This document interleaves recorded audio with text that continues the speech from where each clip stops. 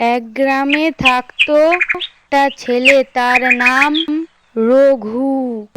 তার বাবা মা মারা গিয়েছিল প্রায় 3 বছর আগে, তাই তার এখন কিছু নেই।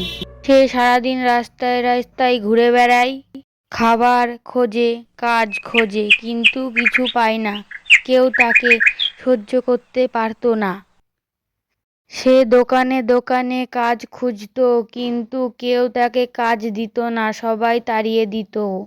একদিন সে একটা দোকানের সামনে গিয়ে বলল, দাদা, আমি এই দোকানে কাজ করতে চাই, আমার জন্য কিছু কাজ আছে?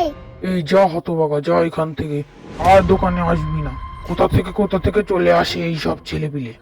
সে ঘরের মধ্যে এসে শুধু কাঁদতো।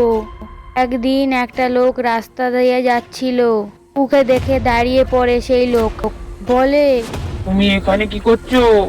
তোমার বাড়ি আমার মা বাবা মারা গিয়েছে অনেক বছর আগে। এই কথা শুনে ওই লোকটার দয়া হলো, তাই ওকে রঘুকে নিয়ে চলে গেল তার বাড়িতে। আপনার এই ভিডিওটা ভালো লাগে তাহলে সাবস্ক্রাইব করেন।